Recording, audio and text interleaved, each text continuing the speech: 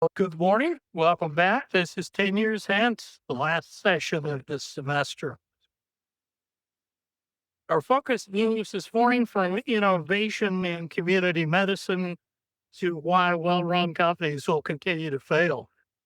Our speaker this morning is Alex Slawsby, who comes to us from Boston, Massachusetts, where he serves as Chief Growth Officer of InnoLead, an organization that creates content, events, and tools to help the world's largest network of corporate strategy, innovation, and R&D leaders drive change more successfully. Alex has dedicated more than 20 years to researching, guiding, teaching, and leading corporate innovation strategy development, capability building, and new business incubation. Prior to joining InnoLead, Alex was Director of Innovation for Embraer X, the new growth group of Embraer, the Brazilian aerospace company and third largest producer of civil aircraft in the world. Alex also worked for 10 years as an innovation consultant, including 7 years working for InnoSight, Clayton Christensen's disruptive innovation consultancy. I was privileged to be a student of his in a seminar on discussion leadership. He's pretty good at that. Yeah. Alex has a Bachelor of Arts degree in political science from Brown University, an MBA from the MIT Sloan School of Management. Ladies and gentlemen, please help me welcome Alex Slawsby. Thank you, Jim, and thanks to all of you for coming. I will add a little note. I actually did not come here on Wednesday wearing this boot.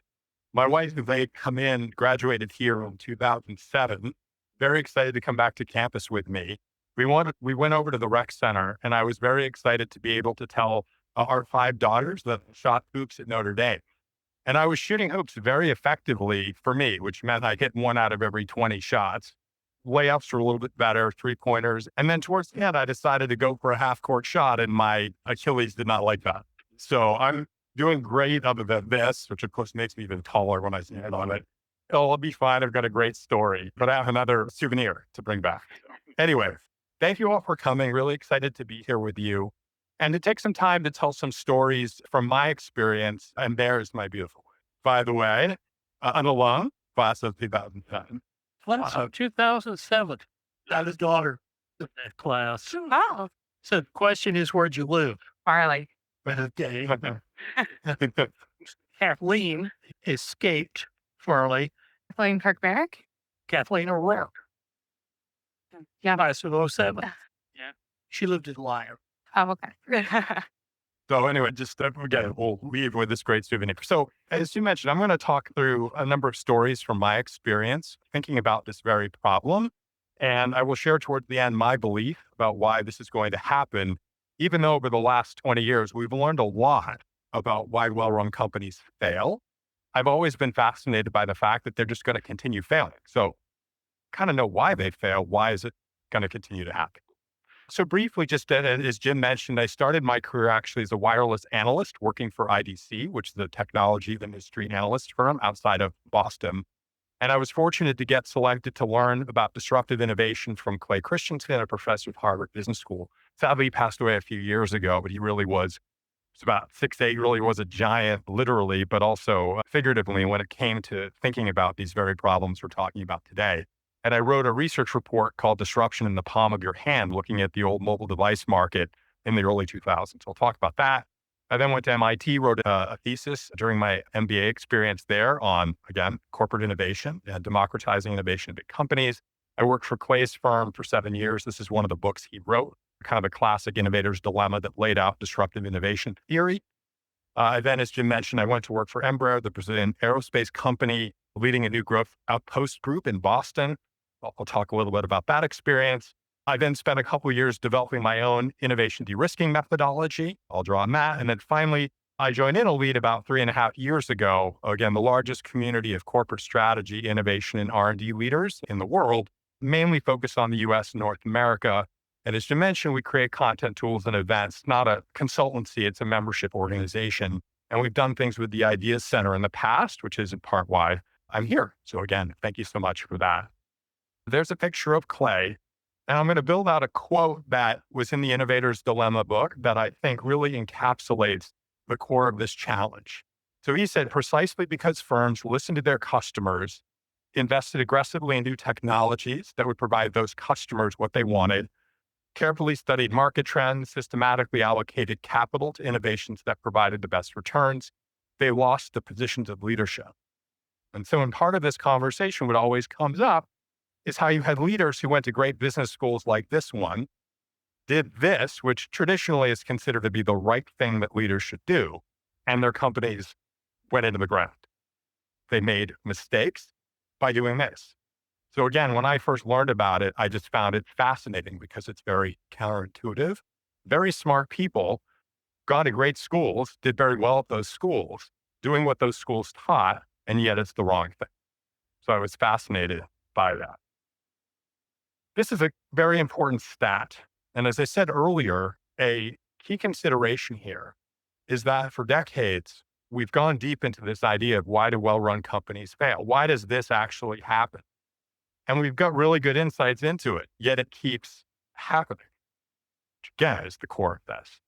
And so I just grabbed a couple examples since 2020. Those are all S&P 500 companies that are no longer in the S&P 500. Probably recognize a whole bunch of the names. Now, the companies at the bottom, some of them disrupted those. Some of the companies at the top failed for other reasons, but all the ones at the bottom, which are largely digitally DNA'd companies, whereas the ones above are less so, were beneficiaries. So again, we had leadership teams, very smart, with great degrees, running all those companies at the top. And those companies are no longer part of the S&P, which is fascinating.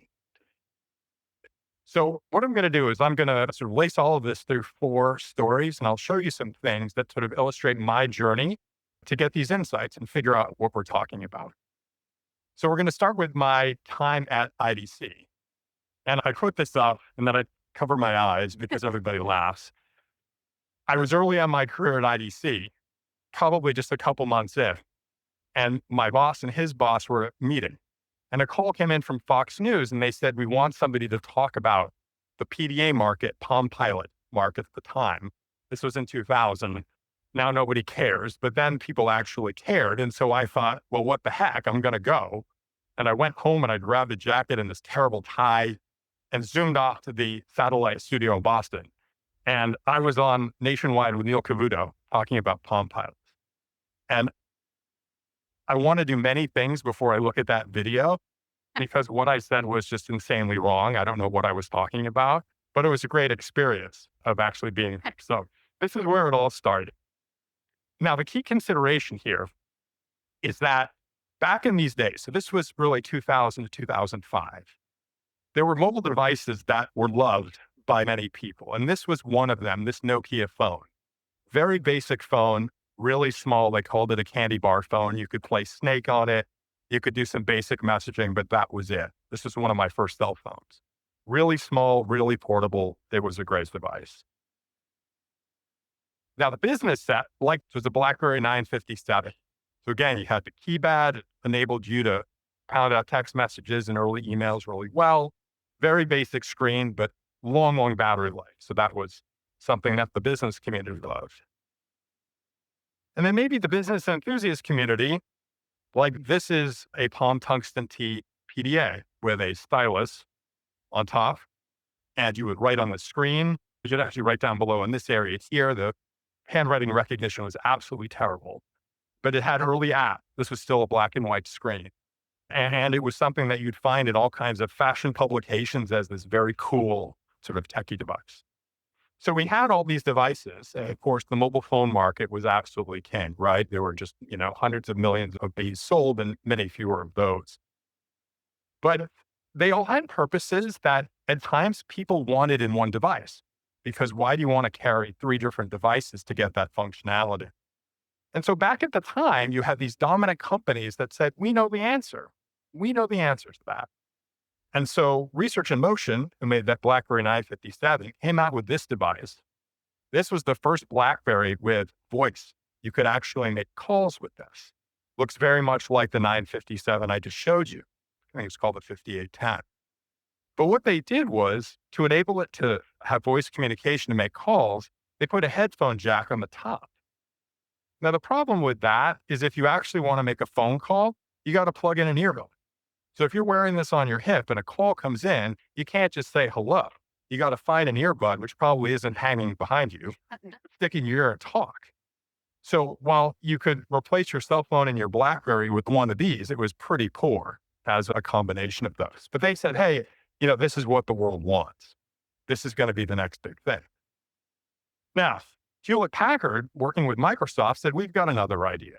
And they took their PDA, which was called a Pocket PC at the time, and they added voice to it. So this has a nice color screen. You still use a stylus on it. You have these early Microsoft apps on it as well. You could hold this up to your head and talk on it that had that benefit. The problem was the battery life was terrible. This was expensive, and it wasn't the coolest thing to hold next to your head. So it really had limited appeal. The operating system was pretty cool. Alex, have you ever heard of a fellow at the University of Colorado called Jim Massey? He offered a line one time. I didn't know what it meant at the time, but I do now. He said, you are what you were when. Meaning that if you started life as a PDA manufacturer, that's what you're going to be. I bought a Palm Treo 600, and it could not make a phone call to save its shirt. Well, you're actually getting ahead because I got one of those right now. But this is exactly it, right? So this is where I'm getting to with this story here, which is, so I'll show you the final two, and now I'll sort of get there. Well, Nokia, by far the dominant mobile device manufacturer in the world with Motorola at the time, I'll show you the market share in a minute. They said, well, hey, we need to create our own smart device. And they did not have strengths in software. They did not. And they leveraged this. They created the Symbian operating system, and they said, this is going to be great. And we're going to create a device that business users are going to want to carry. The 9290, which is this really large phone that you could actually open and use as a computer, essentially. You had the keypad in there, and you could do your business activities. Now, this was extremely expensive, probably. And back then, for these types of devices, this was at least $1,000 without any sort of subsidies to it.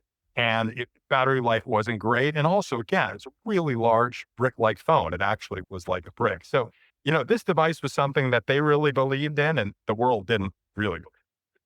And then, to Jim's point, here's a Palm Trio. And Handspring was the company that created this, and it sort of folded into Palm.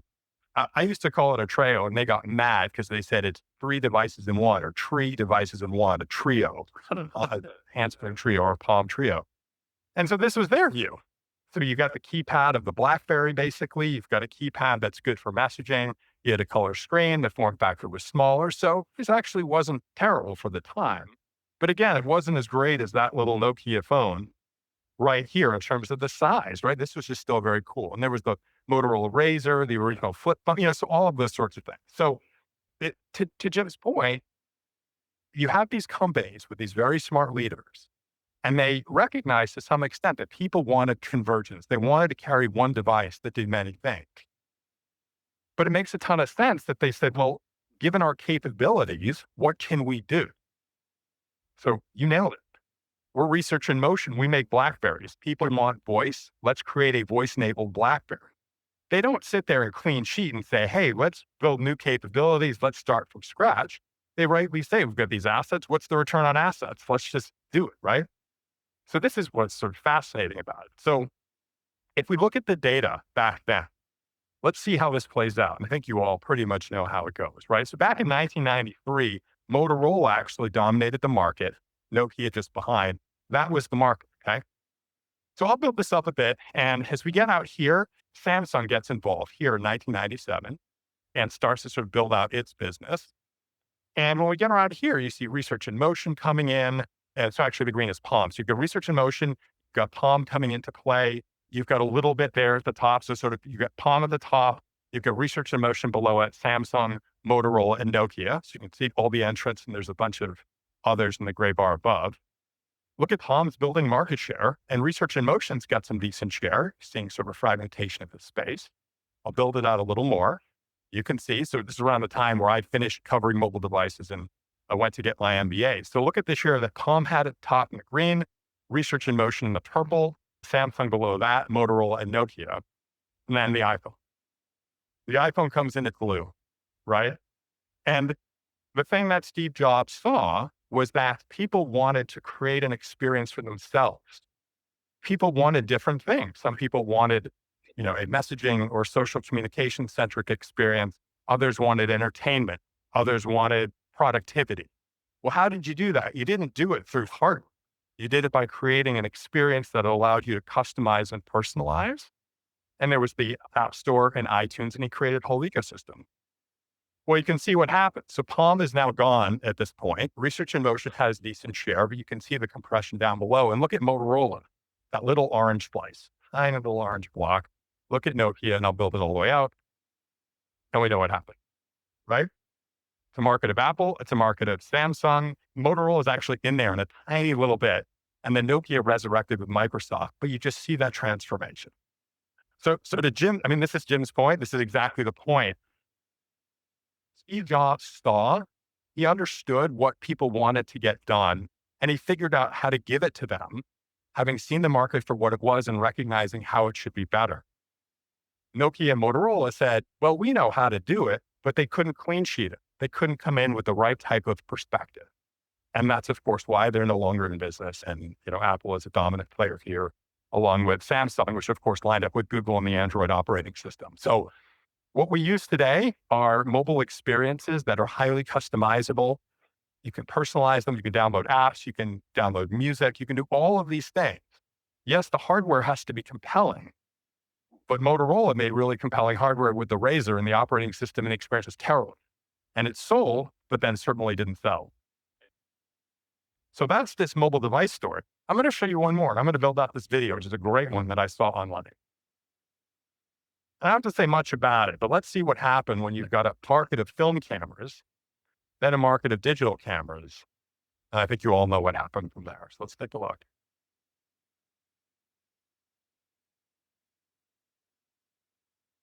There's digital cameras, smartphones, and there go digital cameras and film cameras.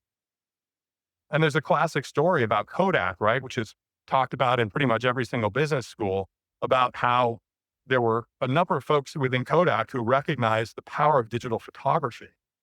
But Kodak's dominant business was film. And so they said, how can we use digital to sell more film cameras, get people to make more prints? On our stage, George Fisher, Oh, CEO, stood and asked him a question. What's going to happen to film? He said, silver halide is not going away. You know somebody who owns a photomat, which was like the size of a British phone booth. You drive by and give them your film. He said, we're going to be around for a very long time. By which he meant about 6 weeks. yeah. Well, I get it. It's another thing I'll talk about to again, But it was a leadership position. Yeah, of course. And the hubris and pride. And again, when you're a senior leader, you need to project confidence. You can't say, oh gosh, great. You feel like, hey, yeah, we're going to be around forever, right?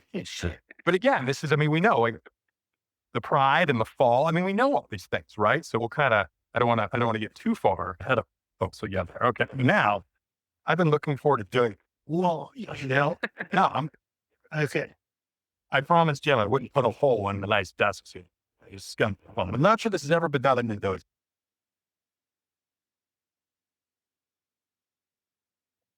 Another souvenir. I'm going to put one hole in this wood and not lose myself putting lots of holes in this wood because it's fun. So there's a famous quote from a professor at Harvard Business School years ago named Ted Levitt. My mom actually worked with him when she was at Harvard Business School publishing. This is a very important lesson. Okay. Here's what matters. The hole is the outcome I'm seeking to achieve. I want to put a hole in a piece of wood. So I go ahead and I select the thing that's going to help me put a hole in that piece of wood most effectively. So classically, I might pick a drill like that one and put the hole in the piece of wood. And if you think about that experience, it just made some noise. I had to carry this drill, got to make sure it's charged, made some noise. I got shavings. Most are in here. I'll clean those up later, but made shavings, right? And the hole was pretty good. There's some dust around it. If you look at the experience of this hole and what was created, you can sort of pull it apart into different characteristics. And you say, well, I got a drill and I made a hole. Well, what if I'm actually not so enthusiastic about the sound? What if I'm not so enthusiastic about carrying the drill and charging it, the shavings, all that stuff? And what if somebody comes along with a dropper of liquid, let's say. I put a little maybe template on it. I put the liquid on it, and it eats right through the wood and creates a perfect hole. No sound, no shavings, no danger, and the hole is perfect, right? You can see it's a little rough on this side. Let's say it's perfect. Well, given the characteristics of the ideal solution to me, I might say, wow, this is exactly what I've been waiting for. And now I go, and maybe a bunch of you go, and we start getting this liquid off Amazon and making our holes. Well, what do you think happens to these folks? Any idea? Disappear. So what are these folks thinking about? The folks that lead these companies, what are they paying attention to? Threats. And what kind of threats are they looking for? Better drills. So they're looking at other drill companies, and they're saying, well, wait a minute, this has got a good locking mechanism, et cetera. And wow, that one's coming along and it's in red. Battery is bigger. It charges faster. It whatever, right? And so they're focused on that, and they're going to one up their competition. Back to my quote early on that Clay said, that's one of the things you might teach in a school like this, which is, hey, focus on the competition, see at least what they're doing, see how it's resonating with consumers or customers, and make sure that you're on the path that's going to beat them. So, Henry Ford famously said, if I asked a customer what he wanted, faster he would horse. say a faster horse. You're just so ahead of me, 'cause I'm getting to that a little bit later. That's exactly right. Okay. This is disruptive innovation, in a nutshell. Okay. So those leaders are looking at other drills. Something comes along, they're not paying attention to it. It makes the hole better than the drill for us. We go and buy that liquid. We stop buying drills. Drill sales start going down. They don't know why, because it's not like other drill companies' market share is growing. They realize what's happening. They can't do anything about it. I mean, in theory, if they're really, wow, do we go and buy the liquid company? Like, how do we do that? Classically, they don't. Because by the time they realize it, or even if they saw it early, they dismiss joke, oh, on the work site, they'll never use that. Hubris, right? They'll never use that liquid on that job site. And then it happens, right? So this is a very classic challenge, and this is a great example of it. So I'm going to briefly talk about this concept called jobs to be done, which Clay developed and is really instructive as we go through the rest of the story. So the job to be done is the whole. And when I say a functional job, I want to create a hole, creating a hole, quenching my thirst, keeping my leg somewhat immobilized. These are functional jobs to be done, right? Very sort of mechanistic as a task, this thing I get to accomplish. Well, social jobs to be done are how I want to be seen. And when we talked about this, when I did early on, I was putting green because of the envy, like how you want to be seen. So you want to get that functional job done, put in the hole, but how do you want to be seen when doing it? For example, you could argue that if you went on a job site and you needed to put in a hole and you used a dropper of liquid, you may get made fun of on the job site. So it may not be how you want to be seen, but there's social jobs to be done, how I want to be seen, and emotional, that like fire, anger. How do I want to feel? So what's the task to accomplish? How do I want to be seen? How do I want to feel? Okay, this is really kind of core stuff. And so again, back to the drill, functionally, I want to create the hole, but how do I want to be seen when doing it? How do I want to feel when doing it? Classic quote, you never got fired for buying IBM. Because back in the day, it was the pinnacle of enterprise technology. And if you were a leader who brought in IBM, or you were somebody selling it, nobody would say, well, who the heck is that? And why would you bring them in? IBM got the job done. People probably would think you made a good decision, and you could sleep well at night because it was solid technology. All three jobs. So for some fun now, let's take another example. Let's look at drinks. I'd never heard of this until yesterday. This is 19 Crimes red wine. Maybe I'm a latecomer to it, but it's pretty cool and edgy, but I'd never heard of it. Okay. So this is 19 Crimes red wine. I'm actually going to put it right there. Okay. I'm then going to take my Nalgene bottle. I'll put it right there as well. Sorry, I'm sticking it all in front of us. That's okay. For the Jim, giving him a range of beverages. Celsius.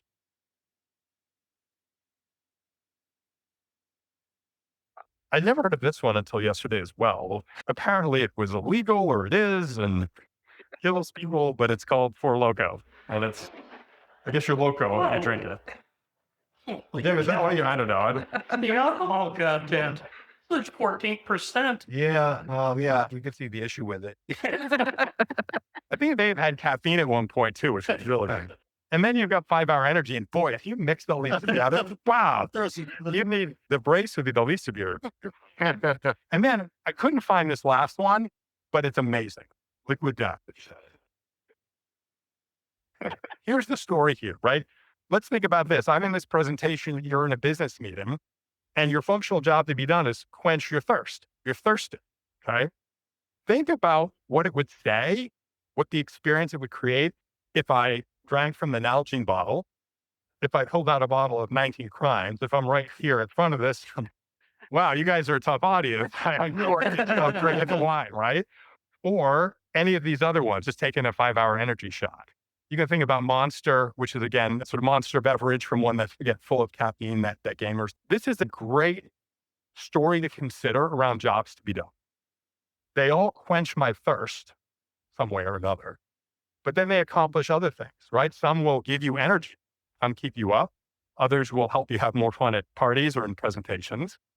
They may give you vitamins, hydration, those sorts of things. But then they say a lot about you. So again, how would you perceive me if I could get 19 Crimes? Wow, So these are really important characteristics of solutions. So when it came to those mobile devices I showed you, well, functionally you could make phone calls. You could do text messaging on all of them. But there's a question again, if you took that big iPad and let's just take the communicator, you held this up to your ear, and Nokia, by the way, may not remember, they created a device called the N-Gage with a gaming phone, Tony Hawk Pro Skater, it was this whole thing. And it looked like a game controller with a little keypad and a little multi-directional switch. Back then, and this was again in the early 2000s, way before stuff really went viral, people created videos of folks holding things to their heads because you had to talk about it. You had to talk to it on its side. So you actually had to hold it out like this because they put the earpiece and the microphone on the side. So people took toasters, I'm sure they took drills, and they called it side talking, and they made all kinds of fun of it, right? So, hey, look, maybe it gave you gaming, maybe it gave you voice, it gave you text. A lot of people felt it looked ridiculous, but Nokia was focused on creating a great gaming experience. They made it look like a game controller, okay? So socially, how do you want to be seen? At times, if you had a BlackBerry, you might be seen as a real serious business person. But if you had to take a phone call and you pulled out that earbud and you had a BlackBerry, folks might go, what the heck are you doing? And this. So now we're sort of drawing together a couple of these other dimensions. And my wife and I had a great conversation about this. Notre Dame is a value proposition. It is a solution. So in life, when we make decisions, when we take actions, when we, as sometimes it's described, when we hire products and services, when I take the drill to get to the hole, we don't care about the thing. I don't care about that drill as a consumer. I care about the hole it made for me. And I want to create the best hole I can in the way I want it. Maybe people collect drills, but arguably even being a drill collector is not the outcome because it does something for you. How does it make you feel? So everything around what we wear, what we do, Notre Dame, Mendoza, they're all value propositions. And so it may be apocryphal, but to say, none of us care about, I don't want to say, none of us care about Notre Dame or Mendoza. We care about what it does for us. And it does different things for each of us. But you can think about the education, setting yourself up well for the rest of your life, the social connections that you make, but the school pride, which is the best anywhere, right? How you feel being a part of this community. So ultimately, it's what it does for us. In theory, you're all sitting here for what this does for you. And I have a value proposition. You're not paying me, but technically you've hired me to give you an experience that hopefully you enjoy. And so it's incumbent on me to do that. And I'm here because it's getting my jobs done. This is fun for me and hopefully it's helpful to you. And that's my benefit. But in the end, you don't care about me. You care about the experience I'm creating. I don't care about the brace, I sort of do, but I really care about what it's doing for me. Okay. So I'm happy again to pause and take any questions about it, but this is absolutely critical to understand. There's another great quote, which was, the customer rarely buys what the company thinks it's selling. So a big failure point through this whole story is the company says, we make great devices. They like our devices. No, they don't. They like what those devices do for them. And the moment something else comes along and does it better, unless you create switching costs, some of those other great things where now it's hard to do it, hard to switch, you can lock them in. But generally speaking, right, that's the big challenge. Let me pause. Any questions about this so far? Jobs to be done? Because again, it's a really important.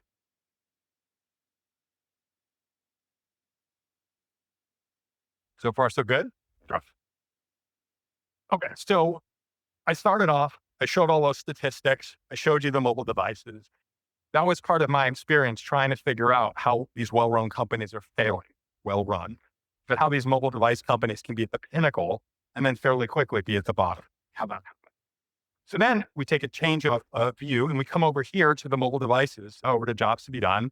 And we say, okay, well, maybe one of the ways that they're failing is because the leaders are not understanding that their solutions don't matter. The leaders don't understand jobs to be done. They're not focused on. But this stuff has been around now for decades. Jobs to be done has been around for 20 years.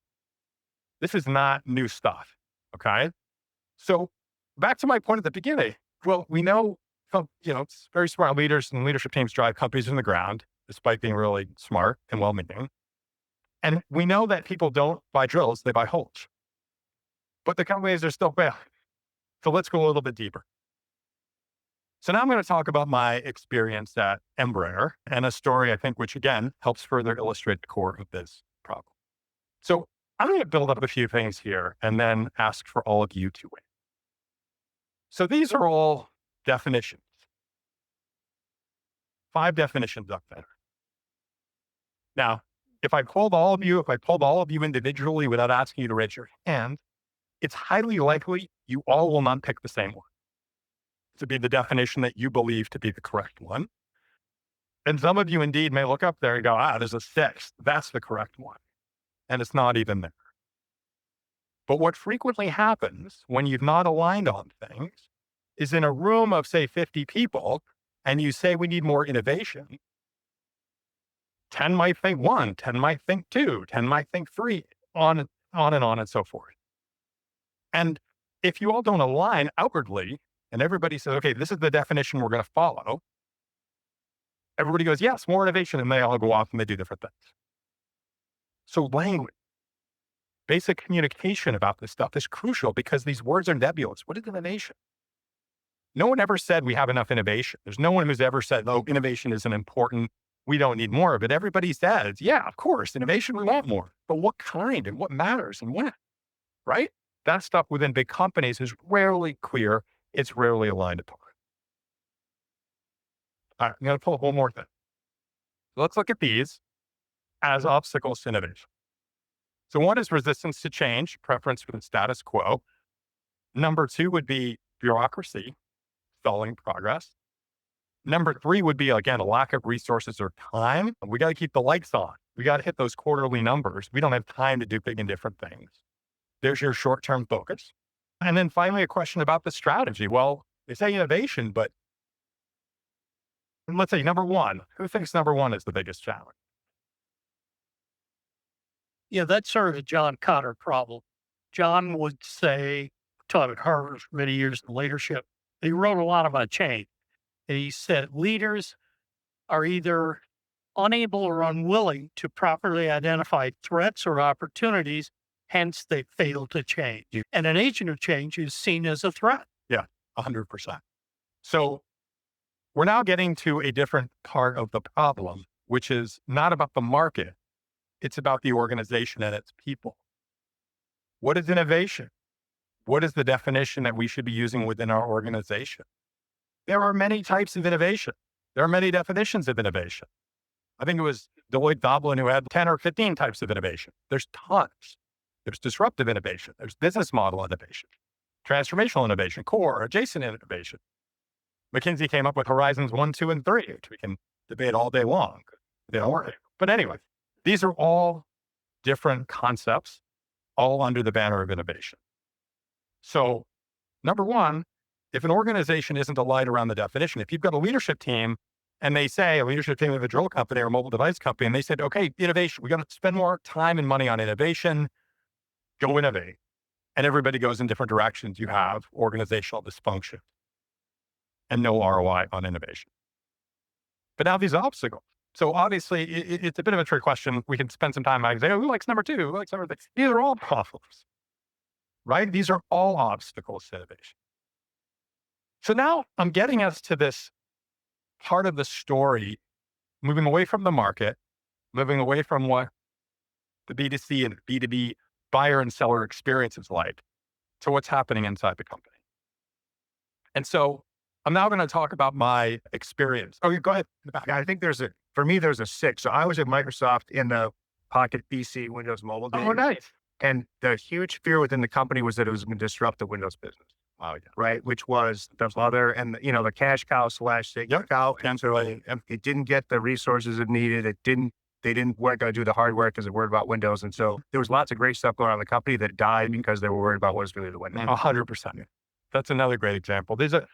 I don't know, the list is somewhat endless of this, right? And so they're all obstacles to innovation. That's a great one. Real concerns about what it's going to do to the business. Cannibalization, big concern too, right? And actually early in my career when I was working for Clay, I worked with Johnson & Johnson Consumer to help them come up with a new wellness business, a wellness services business. So Johnson is not a services company, right? They make things we take and things we use, but they do not make services that you subscribe to. But J&J has a phenomenal employee wellness program, right? It's part of their credo. They take great care of their employees and their families. And so back then the conversation was, well, if we do all this great work for our families, why don't we do it for others? And so the conceptualization was, let's go do this for businesses. Let's sell the sort of J&J, wellness services business. And so we did a whole lot of work with it.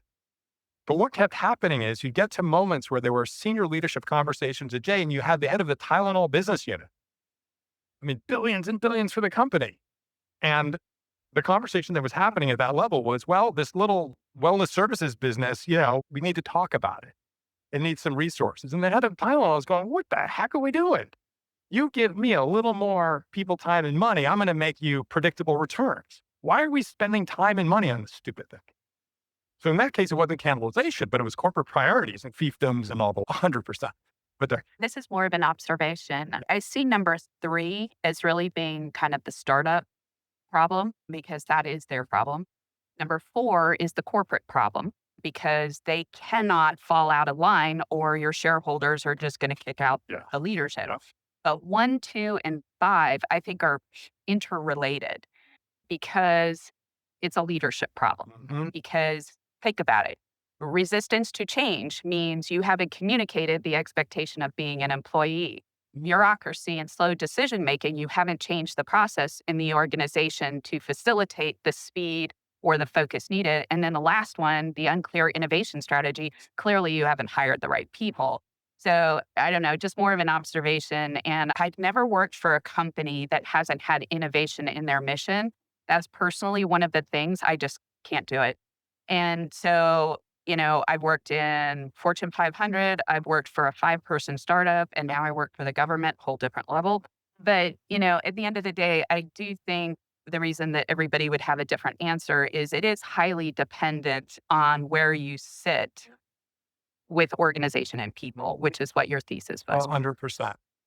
And a thread through all of this is there's change. So a definition that I frequently use for innovation to sort of pull out of what was on the previous slide is doing something different that creates value. You can argue that doing something different can be invention, but creating and capturing value is the critical piece for innovation, okay? Because you got to get value from it. Doing something different is change. It's changing things.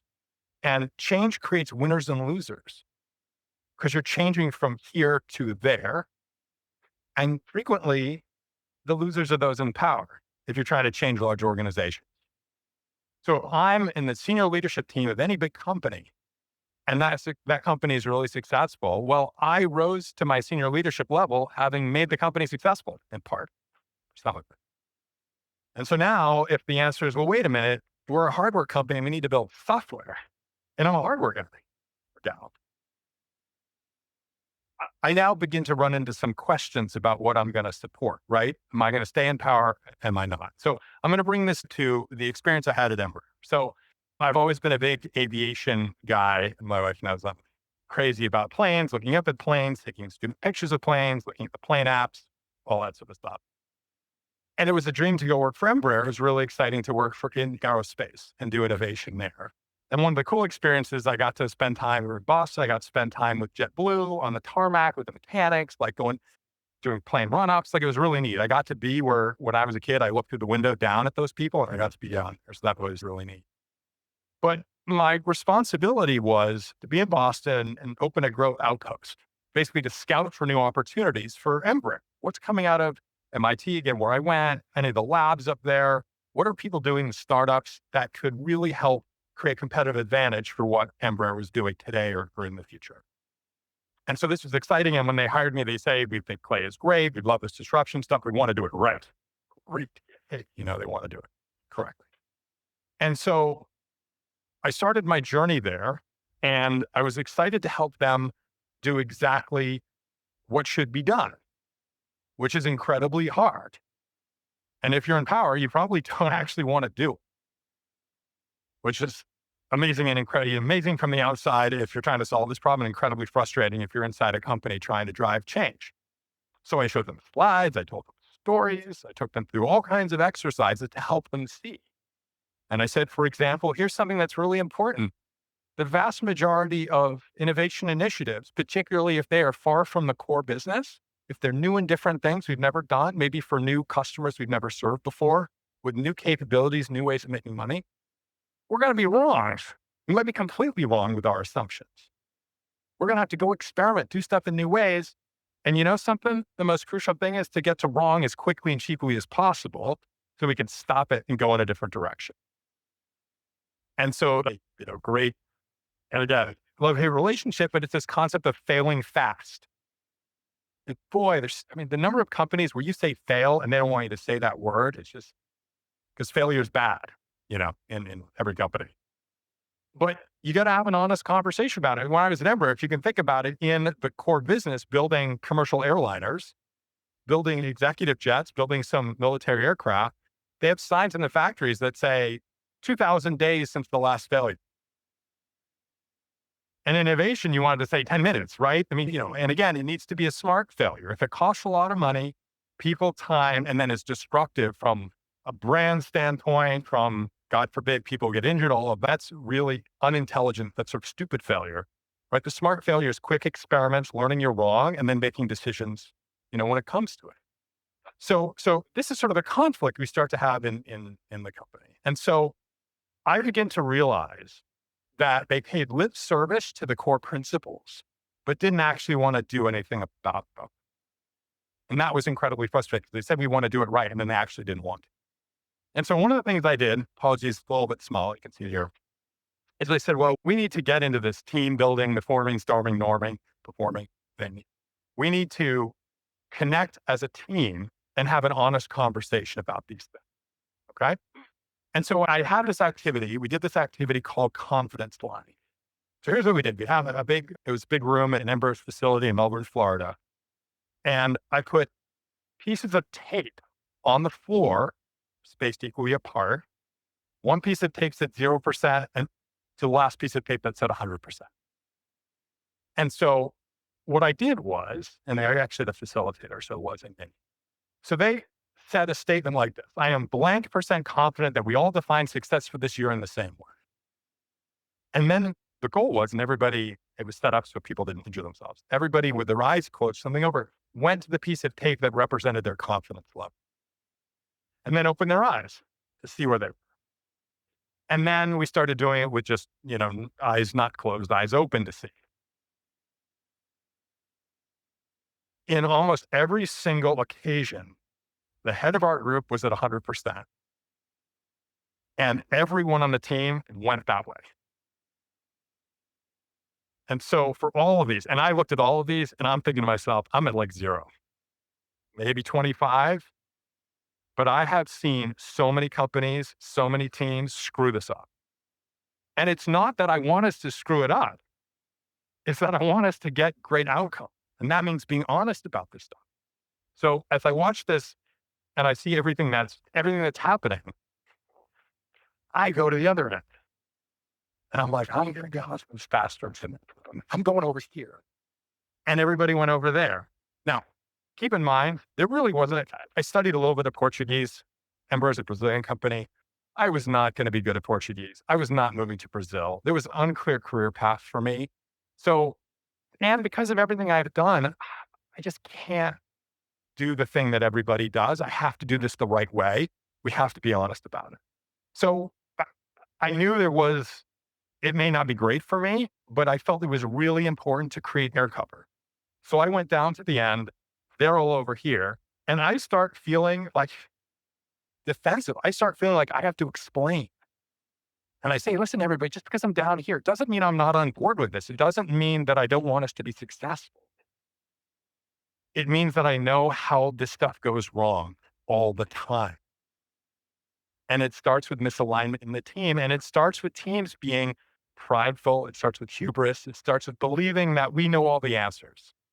And so we went through all of this. I feel comfortable speaking candidly with my team members. Oh my God, I went right into the heart of the stuff. And I'm down here. And it just was not great, but it was like, we have to talk about this stuff.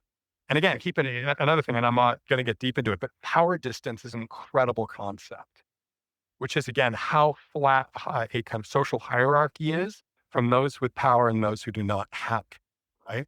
And so when you have cultures with like high power distance, there's tons of deference.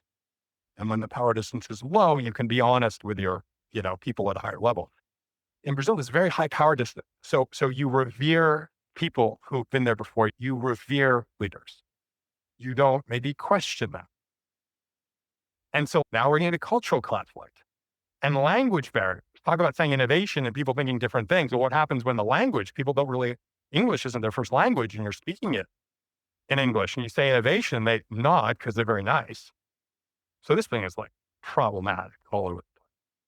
So I went down to that end and I had to say, guys, I'm on board with this. No, I want us to be successful. We've got to be, oh yeah, they all nodded. This is not great. So here's where it went. When I joined this group, Embraer X, there were two innovation initiatives that were identified by the organization at the highest level as being so new and so different that they needed a different group. And that's one of the classic things Clay and others have written about. IBM did this really well. They had the group building mainframes. And they said, we're going to build mini computers over here because they're very different. And then desktops over here and laptops, because again, they're very different businesses. You may need different skill sets, different cultures. So set them separately apart. So they believe that we have two initiatives. The first one was electric vertical takeoff and landing vehicles, air taxis, like flying cars, basically, but flying taxis. And then the second one over on the side was basically Uber for aviation outstation maintenance. So what that means is a lot of the regional airlines, JetBlue has a lot of Embraer aircraft. A lot of the regional airlines that fly under American, United, Delta, they fly Embraer aircraft. 190s, 195s, 170s, 175s. Some of those aircraft go to a destination once a week. So it may fly to some rural location and it goes once or twice a week. Well, at times you have AOGs, aircraft on ground experiences, which basically means there's an issue with the aircraft. And the determination is you shouldn't just fly that aircraft again. So let's say that aircraft is in some location where it's there once in a while. You don't have a maintenance base. You don't have mechanics all there with all the capabilities. It's a big issue. And so frequently what you need to do is put mechanics and parts on planes and fly them. I mean, it's a whole thing, right? So what the idea was, and they love these network business models like Uber. They're like, we're going to be the next Uber. And they get. The idea was, well, you probably have mechanics in the environs of wherever this airport is. And you probably have some that actually are aviation qualified, that have the right qualification. Maybe it's 100 miles away or something, but you probably have. And so the idea was, let's create an app that would basically allow you to call for mechanics. You put out a call, kind of like we do with Uber. I need a car over here. You're like, well, we need somebody to fix this aircraft over here. We'll fly in FedEx in the part. And the mechanics could look at the app and their certification would have to be proven. So they'd have to be validated that they were certified to do this in the app, to be in the app. But they would say, okay, I'm going to go. And maybe they would even bid on it. I'll be there in this time for this money. So let's create a network model to bring in these. So we have these two projects, the electric vertical takeoff and landing vehicle, the air taxis. And the one on the left, these flying taxis, there was momentum there. There was clear understanding of demand. And there was broad belief that this was going to be something at some point. And you had a lot of the major aircraft manufacturers, but a lot of startups getting involved. Joby, you had all these startup companies, well-funded by Google, all sorts of other things. And they were building these air taxis or starting the process. This was years ago, and they're still working through regulations and certification and urban air traffic management. How do you have all these things flying all around without getting into issues? But Embraer was the few, because I don't think Boeing or Airbus had different views there. Embraer was really the lead at the time, and Embraer knew how to certify new aircraft, which is incredibly difficult. So Embraer actually was in a very good position to do it. I was assigned to this other project, this Uber for mechanic, basically aircraft mechanics project. And I came into it with immediate skepticism, because again, the safest thing to do is assume these big and different innovation initiatives are going to fail, and then be really pleasantly surprised. But boy, that goes against corporate culture. So I came in and I'm looking at this stuff, and frequently, so there's a concept I'll sort of run through it, but basically, human-centered design, like design thinking, there's sort of these concepts of desirability, viability, and feasibility. Simply put, desirability is, does the customer have a job to be done or an outcome they're seeking or a problem to solve? Do I have a solution for that? Have I proven that they will pay for it, that there's demand for it? Feasibility, can I make it? Can I actually deliver the value to market? And viability, can I make money? Desirability, viability, feasibility, you want to get all of those. If a company is doing a pretty good job of being human-centered, they're going to over-index on desirability. They're going to fall in love with focus groups and ethnography and brainstorming and sticky notes and prototypes and MVPs. They're going to just spend all this time going, wow, let's just get deep into the customer and the problem. And a lot of companies don't even do that, but the ones that have gotten on this bandwagon do that. And so frequently, when it comes to innovation activities, it's not so hard to get a case where the customer goes, I want that. And if you're really good, you can actually get them to go, I will pay for that. And you can run experiments that actually have them putting up money or really trying to prove that it's not just what they say, it's what they do. But viability and feasibility are almost always the problem, because those are the business model and the capabilities. And if something breaks the business model or breaks the capability model, the antibodies show up. That's where the salespeople go, I'm not going to sell that stupid thing. That's where the company goes, we're not going to make money in this way. Ads, like, these things are really structurally problematic. So I didn't doubt that the regional airlines, who are great partners with Embraer, said this is great. Well, of course, they said this is great, and I immediately go into that with skepticism, because I can run any kind of focus group, and I can get everybody in the focus group to say they love the thing, even if they'll never pay a dime for it. It's easy to lead the witness, right? So I immediately go to viability and feasibility. Well, and something Ty's unsuccessfully tried to get us the line on is, what do our new ventures have to be for us to actually say, these are going to be the businesses that will generate the growth Embraer needs? Are we building billion-dollar businesses? Do we have to believe it's going to be $100 million in revenue? What is that measuring stick? And I think I got them to nod to $1 billion. So I'm looking at this thing and I'm going, we all head nodded that we're here to build big, needle-moving businesses. And I'm looking at the spreadsheet, and there's that moment I remember looking at it, and I'm like, God, this formula's wrong. Like, the decimal was in the wrong place. And back to my IDC days, whenever a company would show up with a device that was just, they were so passionate about, and we're like, oh my God, it's a disaster. My boss, who's actually the president of IDC right now, Crawford, he would say, oh my gosh, hundreds of people will want that. Hundreds. 50, 30 people will want. And of course, depending on who they were, they'd go, really? Wow. Big success. And he's, oh my God, this is terrible. I looked at the numbers and I was like, thousands of dollars. This was maybe $1 million business, whatever it was, but it was not $1 billion. And I'm looking at this and I'm like,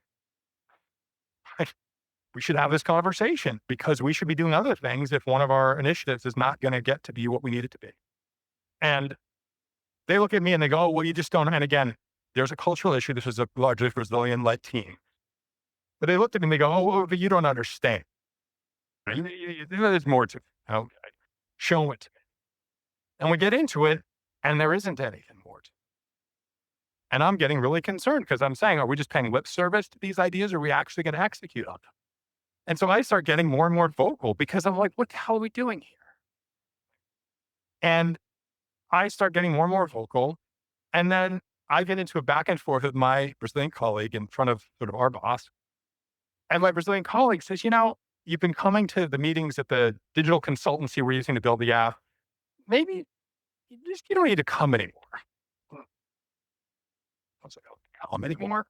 I said to my boss, I'm like, honest exchange of ideas, etc. And it became, I went from other feeling, it became, maybe you shouldn't, just don't worry about it. Okay. And then long story short, they were kind of like, maybe don't be in this job anymore. And this was pre-COVID and then everything. So they were just like, something, thanks, but no thanks. And so I was laid off from that job just right before COVID. And it was nuts. They did it. So they were like, come on down, fly down here. Cause I thought, oh, wow, they're going to put me in this new position, whatever. No, they were like, so I flew all the way to Orlando from Boston. But in the end, millions of dollars wasted. People got fired and it went nowhere. Now do I like it? So vindication, but it was really hard. So they said it, but they didn't want to do it. The air taxi thing went public through a SPAC. It's called Eve and it's making progress. The thing that I did not fully grasp was that the head of innovation said to the Ember CXO team, we have these new ideas, these new ventures. They're going to be the basis for this new group. And when they're successful, we will have established why we should be building these new and different ventures. They were too big to fail. They could not fail.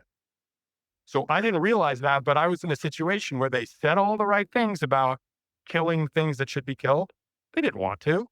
And this would have been incredibly embarrassing to the senior leader if we shut this thing down. Now, subsequently, he then retired and left the company, and the whole thing, it folded back into the services group. So whatever. But now we're kind of getting to the core of all of this, which is why I believe well-run companies will continue to fail. And I'm going to play this, which I'm a big fan of.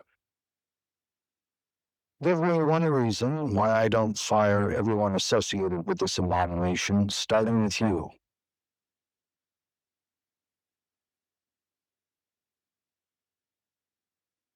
That's it.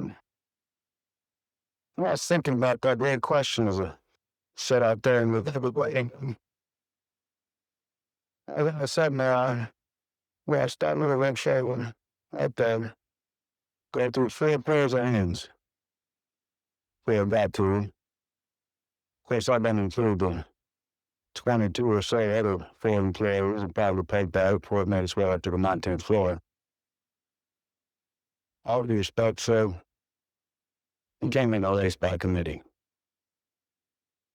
With it one man in charge. Now, the good news, as I see it, is that even late for sure. We still managed to put Mr. Ferrari exactly where we wanted him. Do we?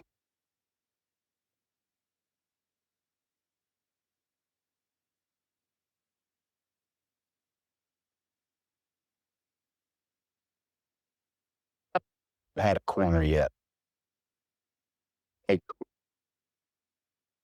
stay on the ground. And a lot of stuff broke. In fact, the only thing that didn't break wasn't brakes. Yeah, that now, we don't even know if our paint job would last the whole 24 hours.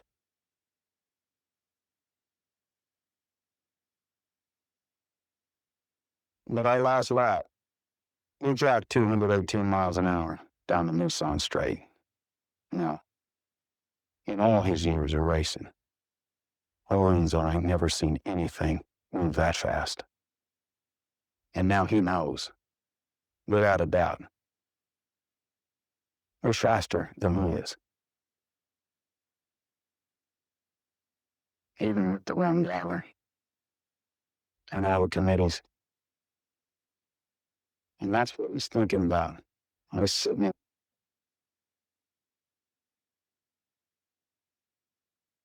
Man is scared of death. That this year, you actually are not be smart enough to start trusting me. So yeah. I say we got Ferrari exactly where we want him.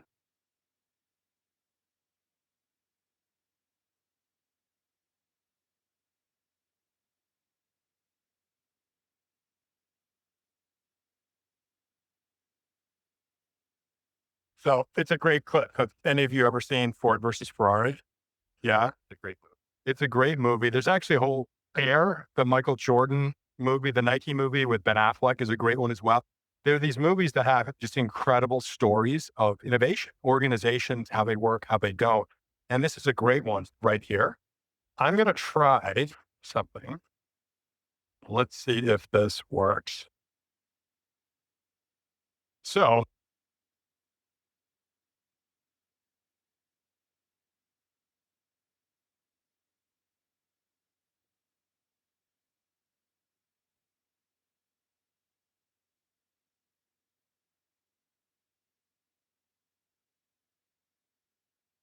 it's a good question. Would this actually work if you went into the office of the senior executive and did what Matt Damon's Carol Shelby did? I'm going to ask ChatGPT. That's it. Hey, ChatGPT, can you hear me? Loud and clear. What's that? Are you familiar with the scene in Ford versus Ferrari, the red folder scene? Oh, yeah, that scene is pretty iconic. It's when Carol Shelby gives Ken Miles a red folder with all the race data and strategy for the 24 hours of Le Mans. It's a pivotal moment, showing how much trust and respect they have for each other. It also highlights the meticulous planning that goes into such a legendary race. So, what would happen in real life if a corporate leader walked into his boss's office with all that confidence, but without credibility, really pushing that senior leader to support them? How might that turn out? In real life, that could go a lot of ways. If the leader has a strong track record and trust built up, that confidence might persuade the senior leader to take a chance. But if they lack credibility or haven't proven themselves, that bold approach could backfire. Stop it there. But basically, and again, if you haven't used ChatGPT voice mode, it's pretty cool. You use it in the car and you ask it all kinds of stuff. But it could turn out a bunch of ways. But honestly, kind of like my Embraer experience, it would not turn out well. Because even Carol Shelby in this example was right on the edge of basically getting fired, but he had tremendous credibility, and Henry Ford II got it and continued. And of course, the way the story goes is it was a huge success for Ford. This is a cartoon I had created for the venture I was working on, the de-risking venture. This is where I start to end up on all of this. How frequently is it in life that we don't say what we think? And it happens all the time in companies, right?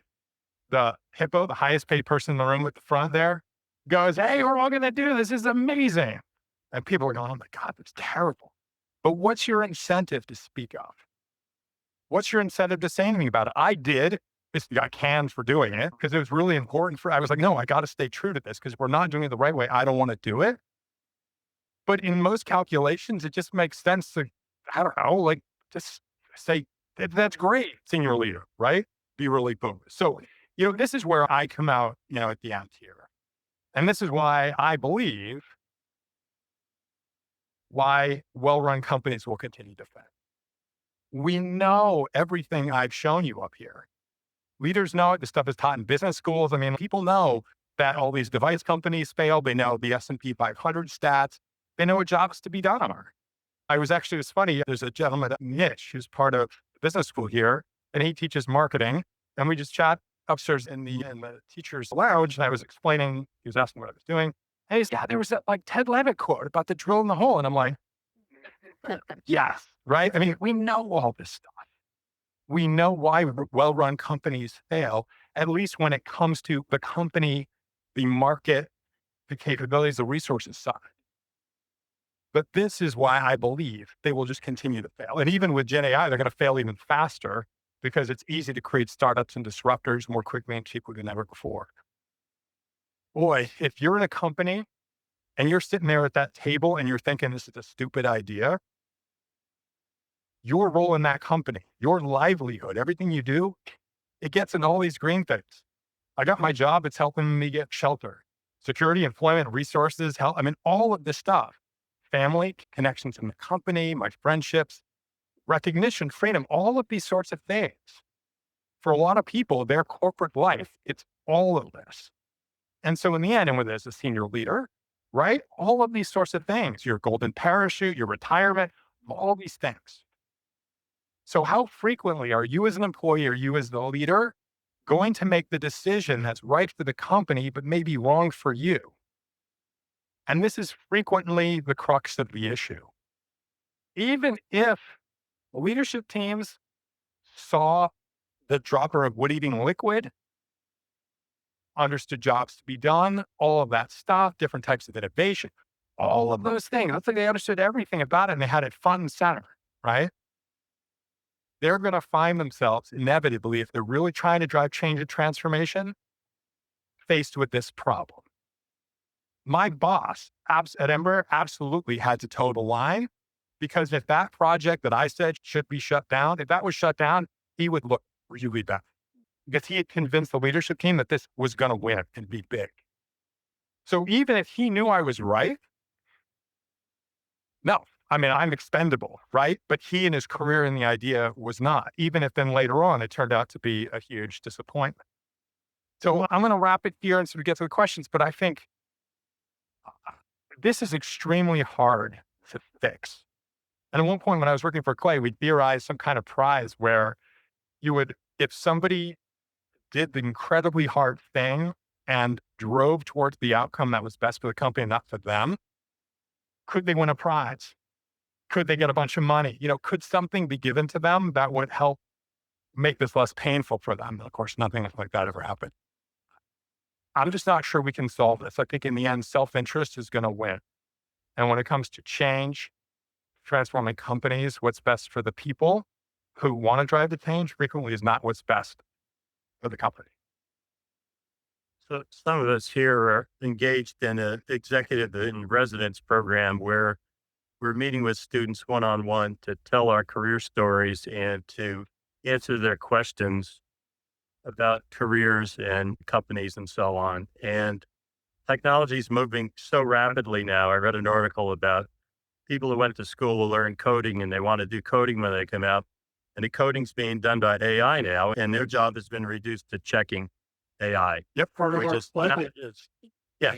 given over to hire people to teach coding.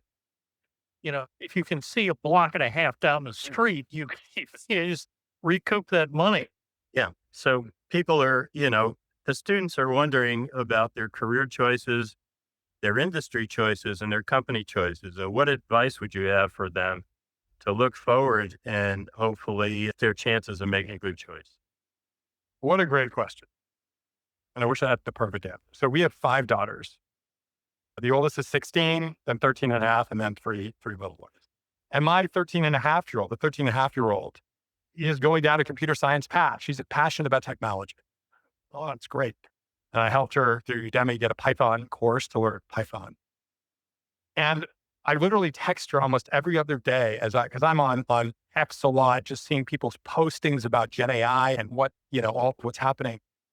And almost like once a day or every couple of days, I'm texting her with something that suggests maybe her path should be a little bit different.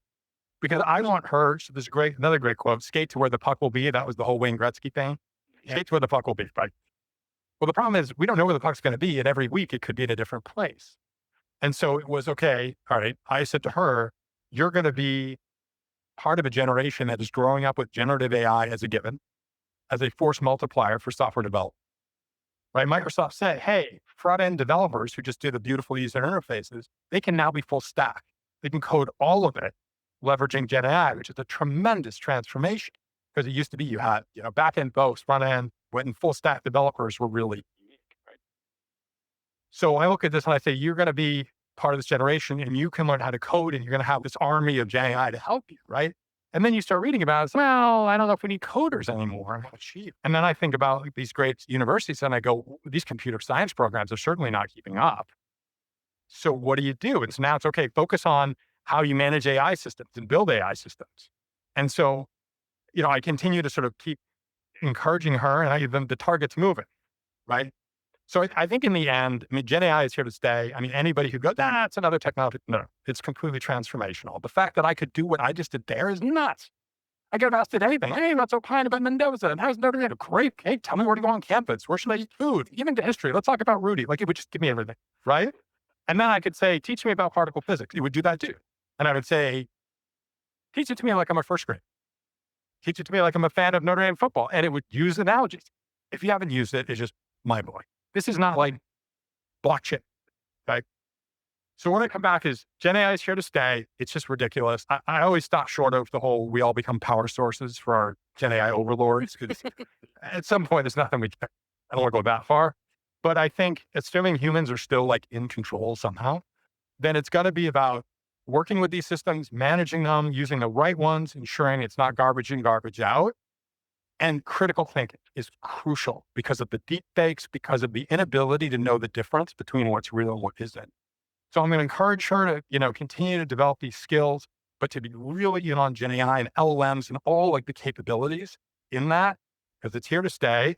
And then critical think, and then ultimately how you tie the human and organizational piece. And I think that's where humans end up, because everything else starts becoming automated. The thing I've said to my students really sort of acknowledges all of that, and it's going to change at a ferocious rate. And so I tell them, think less about what you want to do and more about who you want to be when you get older. Because I will tell you, I worked hard on skills that are worthless. I was a damn good videotape editor. I get a lot of calls. So think less about what you want to do and more about who you want to be. I worked for a fellow who ran for president, and I miss him to this day. But he was fond of quoting Aeschylus and others, but his favorite poet was an Irishman, George Bernard Shaw. And Shaw said, some men see things as they are and ask why. Other men see things that never were and ask why not. So in terms of innovation, that's sort of my motivation. I try to think about what never was and then ask, what prevented us from doing that? And you're spot on once again. Andy Jassy, who's the CEO of Amazon, just released his annual letter. Jeff Bezos used to do it. His whole letter is about, we are the why company. And we need to, so many things Amazon has done, it's done because people said, why not? Okay. So you should read the letter, and he goes on to all these examples, and Jim, you're exactly right. So there's this key piece of, and there's a whole thing called the Innovators DNA, and questioning is a huge piece. Asking the questions other people don't ask, asking the questions other people are too afraid to ask. That's absolutely where innovation comes from. It's you see it in a new way. So critical thinking, that's kind of the best I go, because we don't know, right? I mean, Clay years ago projected that higher ed would get disrupted. Colleges would start failing, massively. Colleges are an independent school. They are starting to fail, right? Great schools like this one are going to live for a long time, but these things are starting to happen. So the question is, what's going to survive, and where do you want to be, and where will the value be? Yeah, other questions in the back. A mind that is very easy to get disrupted out of existence of a company.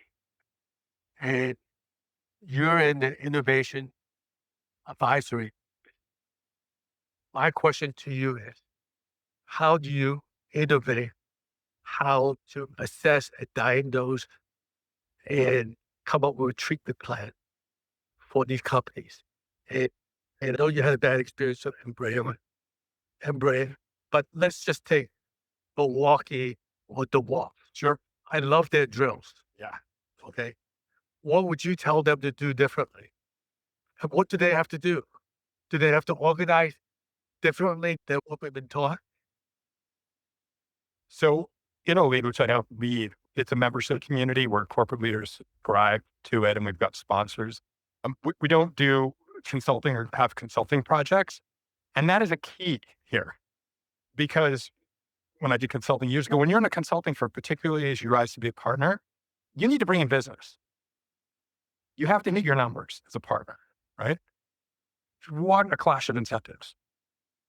Because if you are brought in and you're working with a team and you see all this and you go, this is going to be bad, you have a strong incentive to say, no, we can fix this. We can do this. Even if you know it's going to be real problematic. And that's back to one's personal values, right? So again, get back there. So I'm not in a consulting company because I can't deal with that conflict of you're going to want to do the work at all costs, right? Because it's not the right thing to do. I did independent consulting for a little while. And so I didn't have a whole pyramid of an organization to support. And I would talk like I'm talking to you. And when I at InnoLead, when I talk to companies and sort of I do coach teams and provide the input, and I'm just like, wow, if you have a leader who gets the stuff, you have a slight chance of being successful. And if you don't, it's over. So what I would say to them, so you might have consulting firms who go, oh yeah, we'll do that for $10 million and we'll do all these things. I mean, if it's me, I do all this. And I want to be honest with you, this is incredibly hard. Can we get that senior leadership team to sit through this? And can I go right at it and go, let's not waste time here. You guys want to do this all? You guys want to do all this innovation stuff? Sign a charter. Agree, like we got to be real straight because we don't have time to waste and careers to waste. So that's my approach. But, and so whenever it always starts with language. Are we saying the same thing? Are we on the same page? And can we be honest with each other? Transparency, radical honesty, transparency. That is human stuff. If you don't have it, there's no chance. If you're trying to make the blue thing green, it's one thing. If you're trying to launch a services business from a hardware company, I guess that's where There been any companies that you worked with that have done this well? Yeah. So what I would say is when I use the term like digitally DNA'd, so companies that grow up digital because they are making digital things like services in particular, if you don't have all the capital expenditure of factories, plants, equipment, that stuff creates rigidity. Because once you have it, like all those mobile device companies, you want to use it. And you have very little incentive to say, that's all wrong. Let's start fresh. But digital companies, and again, you can look at the Magnificent Seven. Of course, these days, they're not doing very well in the market. But you can look at, Netflix and Google and Amazon and Microsoft. And they're making ones and zeros bits, right? And it is much easier to, still not easy, but it is much easier to change course.